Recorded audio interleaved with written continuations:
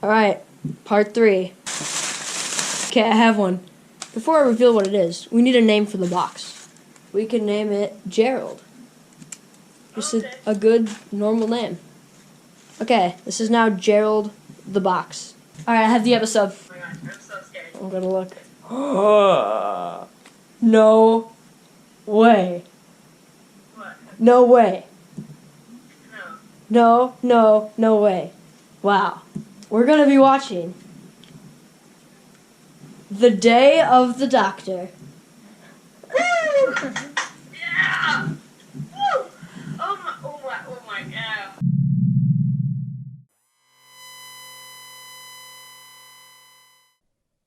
Okay. The Day of the Doctor. 50th anniversary special. Wow. So, we did not pick A Town Called Mercy. We chose The Day of the Doctor. So, thoughts? Alright, so Stephen Moffat, he wrote this. He did. And he put, I think initially what someone's idea for this would be, like just the Reddit's idea, would be to make it like sort of an endgame type of thing, where every doctor comes back, they fight Daleks, and it's a war. Well, that is something that I've thought about while thinking about the potential for the 60th anniversary special. That would be coming up in about 3 years. And I want to get so excited for that, but in my mind, what I always think is, well, what they can't do is they can't make it bigger than the Day of the Doctor, because that was the 50th anniversary. So 50 is such a bigger, more like landmark year than Milestone. 60 or 70 or 80. So I feel like I always know that like the 60th is going to be restricted by how big the 50th went. Like when you have that opportunity, which is an opportunity you literally get 2 times a century, like the only time that you get like a bigger opportunity to do something like this would be the 100th anniversary, which is why I think they could have gone even more all out. But, I mean, I'm not saying the episode isn't great, but yeah. Continue with your thoughts. Oh, no, I would definitely say they should have done a little more, a little extra. Well, what they did, not making it like too big, was good. It was a really smart move on Moffat. I mean, it definitely was big. I mean, they rewrote the whole Time War and all that stuff. Oh yeah, it was definitely really big, but not like too big. Okay. It's like you get what I mean. Yeah. Because I would describe Endgame big as, for Doctor Who at least, all like the Doctors, the season 4 finale, I think. Everyone came back. That was, yeah. Like Sarah Jane, Rose, everyone. I mean, they had the sequence where there were all 13 doctors they're all there. That was a good touch. That was like. I mean, obviously it's hard. A lot of those actors are dead or way older and stuff now. So like, but. Like 50 years. Yeah, they're dead. Disappointing that Eccleston decided not to come back for this. Really disappointing. Yeah. This would have been perfect with him in it, like. But John Hurt is fantastic. He's still amazing. When we go on to how Eccleston should have been in it, John Hurt. We love John Hurt. We love John. We love what we got with him. We're not. But no, I think Eccleston should have been here. And I'm a firm believer that the 9th Doctor is a really good Doctor. Oh yeah. Yeah. Except, I mean, ranking the Doctors, he gets the short end of the stick because he only got 1 season. Yeah. He only wanted 1 season. And I thought if we could experience more with the 9th Doctor, oh yeah. it would have been so great. Well, obviously, neither of us are at all into any of the expansive stuff, like the comic books or the novels that much, or Big Finish. You know about that, the audio stuff. Oh yeah. Well, there was this announcement, this multi-platform thing that's going to happen called Time Lord Victorious. Did you hear about that too? Yeah, with Yeah. Eccleston, Tennant, and Paul McGann. They're all going to be involved some way. And there's a very good chance that Eccleston could be coming back in an audio, which is something I would very much like to listen to, even though I've literally never listened to Big Finish before. There's a free audiobook that I literally downloaded today, and I don't know when I'm going to listen to that, but that will be the first time I've listened to Big Finish. And yeah, but that'd be something I'd be interested to see. But so that makes me think, like, well, if he might come back for a Big Finish, any chance he might come back for the 60th anniversary? Who knows? Oh, that could be cool. I mean, If- that would be the I one Doctor I would want to come back the most, because we haven't seen him in so long. For the 60th, having just the 13th Doctor and the 9th Doctor, just their characteristics would match very I well would like together. 9, 12, and 13 together. Ooh, that could be fun. Because they're all a little different, and I mean, they have the same. not that I wouldn't love like 10 and 11, but like we've seen them in a thing like this that we're talking about right now. Okay, so we're getting a little sidetracked. Let's talk about the episode itself. Okay, so I did take a few notes. Oh, I came unprepared. So first of all, I love Clara in this episode. She is way better in this than she's in anything in Series 7 or The Time of the Doctor. Definitely. This is the best she is in the 11th Doctor's era. I thought she was great in this. Yeah. Another thing I noticed while watching this was how amazingly this was directed. I am not sure who directed this episode, but their name is on the screen right now. There, see it? It's right there. There it is. Can you see it? Good job, that person. Way to go. We're proud of you. And as we were watching this, there were so many quotable lines. I was saying the lines with the characters so many times because of how quotable this episode is. And I love the little glimpses of the Time War that we got. Because before this, we had never seen anything. We've just heard about the Time War. We've never literally seen it. And then we see it here. And they don't give us too much of it, which I think is a good thing. They don't demystify it at all. But they give us really good glimpses of it that I think are perfect. And then the ending to this episode with that narration by Matt Smith and all those doctors just standing there in that formation like that, and then the pan out Triangle. and the I Am the Doctor playing in the background. Oh, it's perfect. Alright, no, right in the middle. That's good. Yeah. It's good. And another thing, which I'm going to come back to, because this episode was not perfect. There's some aspects of this that I think they kind of bother me a little bit. But I don't know, I'll get to that in a second. But I really like the mirroring of the Doctor having to like decide if he's destroying Gallifrey or not. And the whole thing with Kate Stewart deciding to like destroy London in order to save the rest of the world. It's like complete perfect mirror image of the Doctor's destroying Gallifrey to save the rest of the universe. And it's cool because the doctors, I guess in this case, they know how that feels, and they know that no matter how much you think you're doing the right thing, well, Tennant and Smith do, because John Hurt's Doctor hadn't done it yet.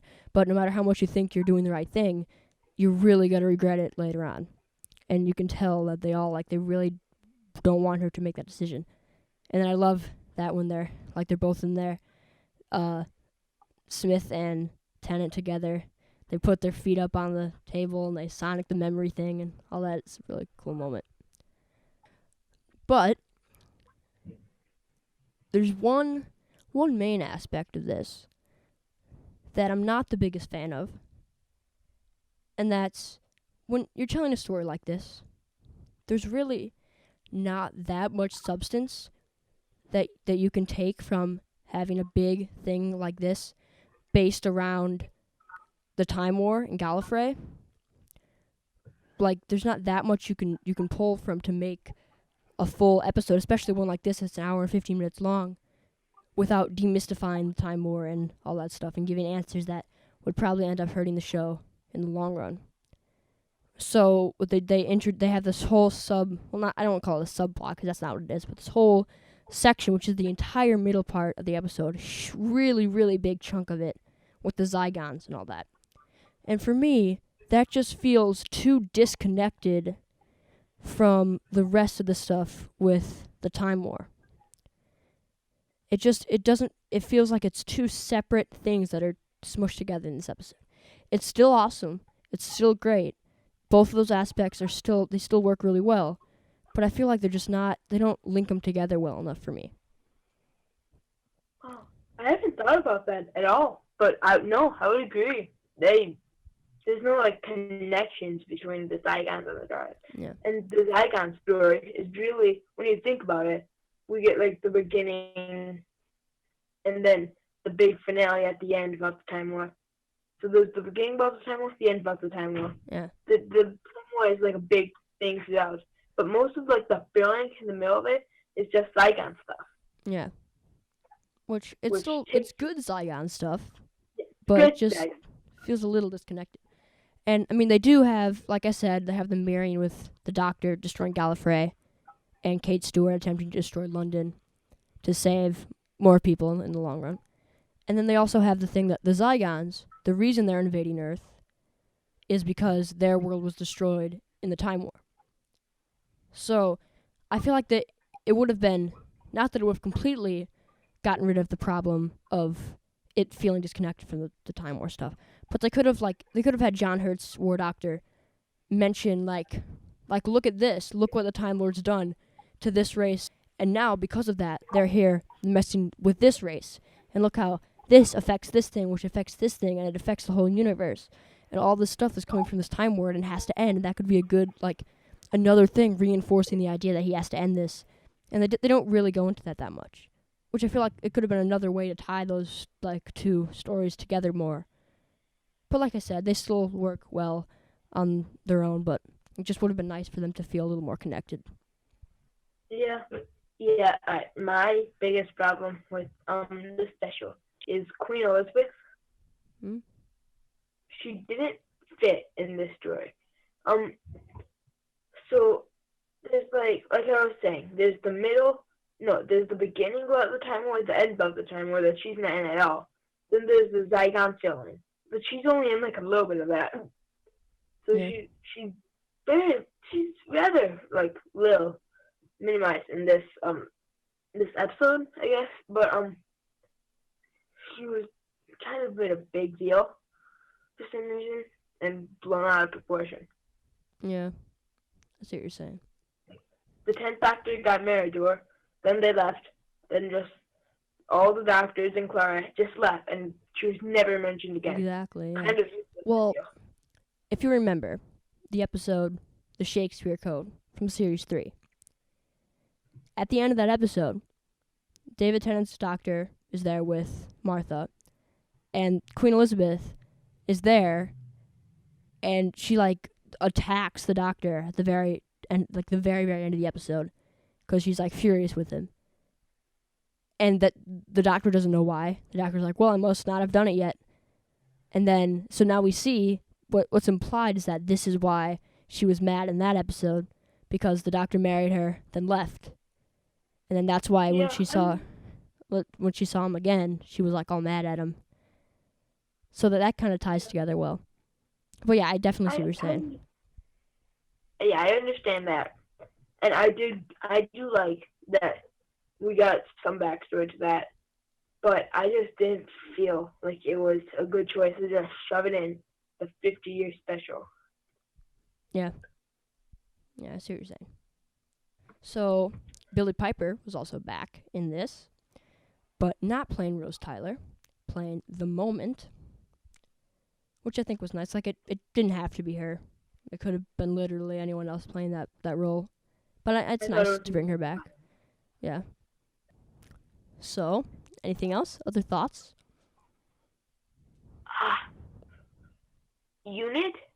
Yeah, Unit. Unit. So, yeah. I don't know how much you remember from the Series 9 two-parter, the Zygon Invasion, the Zygon Inversion. Do you remember anything? Because really, that two-parter is a direct sequel to this episode, kind of. at least to that middle section about the Zygons. It complete because they say like the doctors erase all the people, they erase all their memories, and then they negotiate this peace treaty, but then they leave and they don't like say what that is. But basically, all these Zygons are allowed to take human form and just live amongst society, and then that all breaks down in that two-parter from Series 9, which I think is an excellent two-parter. Like, I rewatched that pretty recently, and I thought it was great. I didn't remember it that well from before, but I like how this leads into that. I've forgotten like what a great link up that was, because you just kind of forget when you're watching the end of this about like, well, what ends up happening, what do they end up negotiating, and what comes out of it, because it just leads into the time war stuff, and that's what you're focused on. Yeah. But I like how that picks up where this episode left off. Yeah. All right, so rating out of 10. So, it was a very good episode. But it had some flaws. I'm stuck. I'm torn. Alright, what are you gonna give it? All right, I'm pretty confident with what I have. I'm gonna give this episode a 9 out of 10. Ooh, oh, okay. What's your reasoning behind that? Because I think it's really fun, and I love all the moments that they're just so fun to rewatch just as a Doctor Who fan. But then there's no episode, even my favorite episodes like Heaven Sent, the World Enough in Time the Doctor Falls from Series 10. I mean, Blink, the 11th Hour, those, like, I love those episodes. But none of them are 10 out of 10s. Like, I just don't feel comfortable giving an episode a 10 out of 10. 10 out of 10 a lot. So the highest I've really ever thought about giving anything is a 9.5. So if I base it from there, I take away that 0.5 because of the disconnect I feel between the Zygon stuff and the Time War stuff. But other than that, I think it's great. I hear you. I'll give it an 8.5. An 8.5. Wow. So you gave Dinosaurs on a Spaceship an 8 out of 10. I was gonna give this like a 7.8, but then I realized, I guess the ranking system I've been going on, this is better than Dinosaurs on a Spaceship. So I'm I'll go up to 8.5. 8.5. Okay. It's just better than, yeah. Did you still stick by your 8 out of 10 ranking for Dinosaurs on a Spaceship? I was thinking about changing it earlier. Well, not a direct change, but you can kind of. Yeah. I enjoyed that episode. I think I'll stick with it. Okay. So, I think we both know where we're going to put this. But where do you have this in your ranking? This is my number 1 so far. This is also my number 1 so far. I think this was a great... We finally got out of the main Series 7. This comes right after Series 7, but we're out of Series 7. We did not pick A Town Called Mercy. Hopefully, we can get out of the Matt Smith era next time. Yeah. Not that I have anything against the Matt Smith era, but, I'm really hoping for season 1, 2, 3, or 4. That's my goal. Me too. That is probably my favorite era of the show. Oh, yeah. I think it's a lot of people's favorite. Okay, so that's the Day of the Doctor, and we're gonna draw the next episode that we will be reviewing next week. Now, so here we go. All right, here we go. I think we're riding a wave now. We just picked the Day of the Doctor. This next one's gonna be even better. We want RTD era episode. That's what we're hoping for. All right, ready? Oh, I have one. I think I just saw an S. Okay, I'm gonna look. Oh, I actually like this episode. Most people don't. It's Series 9, so it's not RTD era, but next week we'll be watching Sleep No More.